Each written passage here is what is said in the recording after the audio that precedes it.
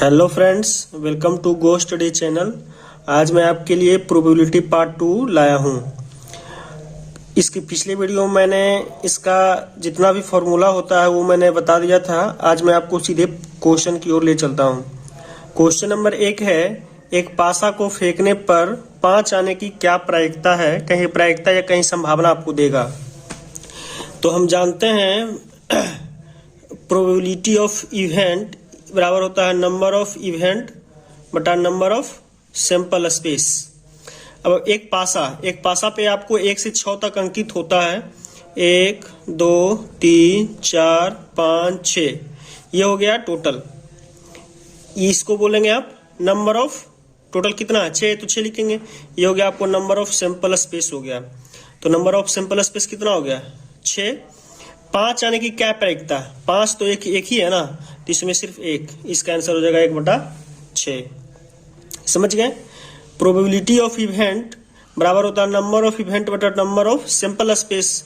एक पासा को फेंकते हैं तो उस पर 6 अंकित होता है। क्या पता कौन सा अंक आएगा, तो इसमें पूछ रहा है 5 आने की क्या प्रायिकता है।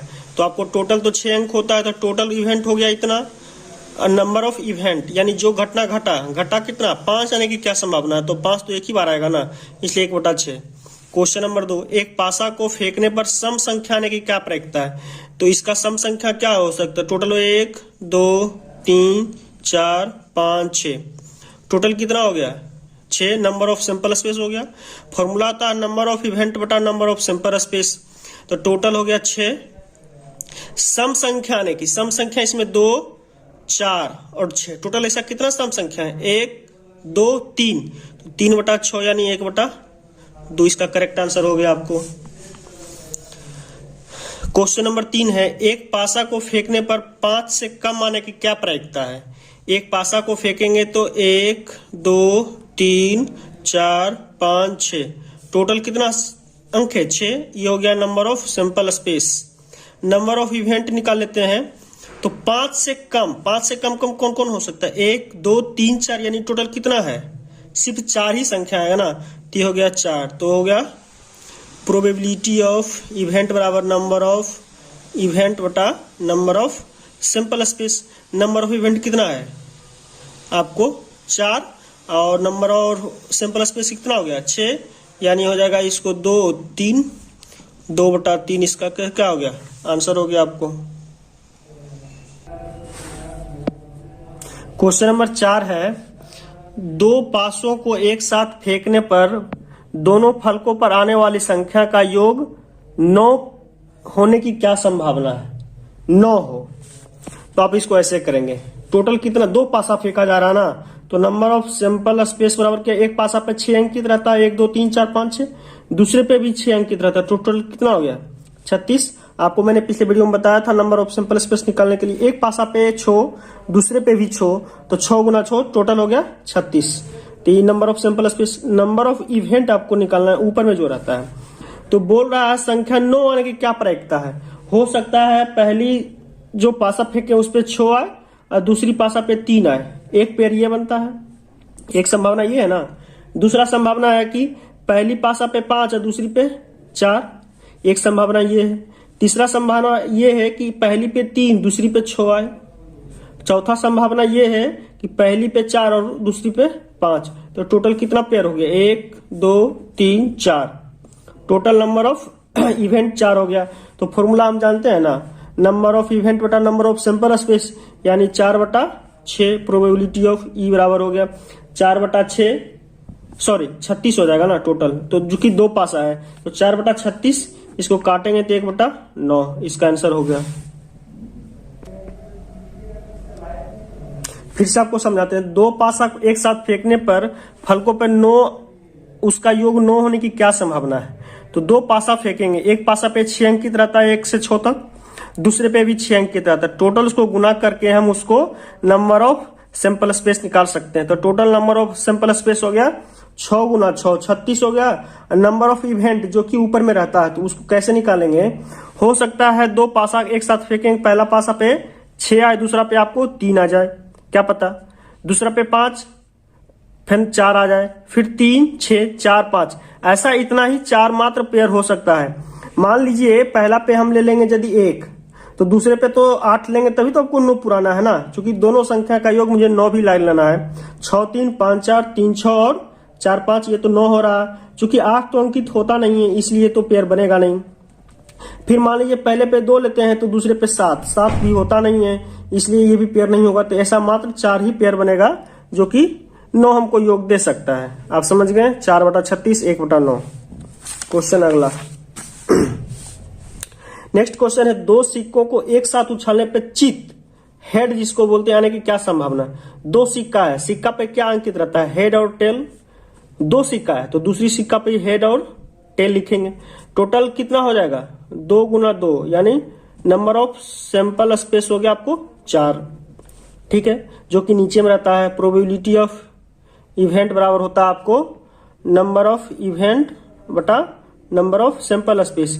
ये तो 4 मुझे पता चल गया, लेकिन चित आने की क्या संभावना है। तो ऐसा हम मतलब इसको मल्टीप्लाई करके तोड़ेंगे तो टोटल हम निकालेंगे एच और एच, एच एच एक बना, फिर एच और टी, एच टी दूसरा बना, फिर टी और एच ये तीसरा, और फिर और टी, जिसे गुना करते हैं उसे गुना करके देख लेंगे। अब हो सकता है पहला में हेड आ रहा है, दूसरा भी पे हेड आ जाए, एक संभावना ये हो सकता है। दूसरी संभावना पहला पे हेड दूसरा पे टेल आ जाए। तीसरी संभावना टेल और हेड, हेड टेल और टेल। ऐसा मुझे टोटल 4 संभावना बना, जो कि नंबर ऑफ सैंपल स्पेस। बोल रहा है चित आने की क्या संभावना है, तो चित आने की क्या संभावना है, तो चित किसमें, हेड तो सिर्फ इसी पे है ना, इसमें हेड टेल है, इसमें टेल हेड है, इसमें टेल टेल है। तो एकमात्र ऐसा संभावना है जो कि दोनों पे हेड ही आए। तो कितना हो गया इसका, एक ही हुआ ना, तो 1/4 इसका आंसर हो जाएगा आपको। इसी प्रकार नेक्स्ट क्वेश्चन है, 3 सिक्का पूछ रहा है इसमें, तो नंबर ऑफ सैंपल स्पेस हो जाएगा एच टी। इसको मल्टीप्लाई किए तो 2 गुना 2 गुना 2 कितना हो जाएगा 8। नंबर ऑफ सैंपल स्पेस मुझे तो 8 पता चल गया। नंबर ऑफ इवेंट निकालना असल होता है, तो इसमें हम क्या बोल रहा है, एक चित आने की प्रायिकता पूछ रहा है। तो ऐसा कौन कौन होगा, हो सकता है पहला पे हेड दूसरा पे टेल तीसरा पे भी टेल आ जाए, एक संभावना ये हो सकता है। दूसरी संभावना पहला पे टेल दूसरा पे हेड फिर तीसरा पे भी टेल आ जाए, एक संभावना ये हो सकता है। फिर अगला संभावना हो सकता है पहला भी टेल दूसरा भी टेल और तीसरा हेड। तो बोल रहा एक चित एक ही हेड आना चाहिए। हो सकता है कि आपको टेल टेल टेल तीनों आए, ये नहीं लेना है। हो सकता है हेड हेड हेड आ जाए, तीनों सिक्का उछाले तीनों पे चित चित चित हेड हेड ही आ सकता है। लेकिन मुझे ये सब नहीं लेना है, मुझे लेना है सिर्फ एक हेड वाला, एक हेड वाला, ये एक, ऐसा मात्र। टोटल कितना हुआ 3, तो आपको हो जाएगा 3/8 इसका आंसर हो जाएगा। ठीक, नेक्स्ट क्वेश्चन है, ये है 7 नंबर, 2 सिक्कों को एक साथ फेंकने पर कम से कम एक शीर्ष, यहाँ टर्म एंड कंडीशन है, कम से कम होना चाहिए एक शीर्ष, ज्यादा 2 शीर्ष भी हो सकते हैं।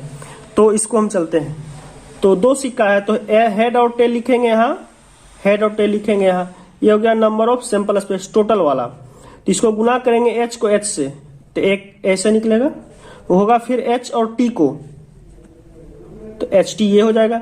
फिर टी और एच को लेंगे तो टी एच ये हो जाएगा, और फिर टी और टी, टेल एंड टेल। तो बोल रहा है ये तो टोटल हो गया नंबर ऑफ सैंपल स्पेस 1 2 3 4, ऐसे भी 2 गुना 2 लिख सकते हैं 4, ये हो गया। नंबर ऑफ इवेंट आपको निकालना है, तो क्या बोल रहा है, कम से कम एक शीर्ष हो, एक हेड हो।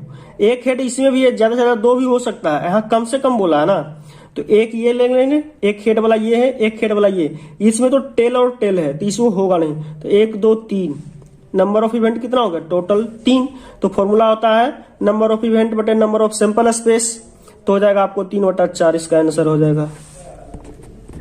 क्वेश्चन नंबर 8 लास्ट है, एक सिक्के को 3 बार उछालने पर 2 शीर्ष आने की क्या संभावना। एक सिक्का को 3 बार उछालते हैं, मान लीजिए पहला सिक्का पे हेड टेल है, दूसरे सिक्के पे भी हेड टेल है, और तीसरे सिक्के पे भी हेड टेल है।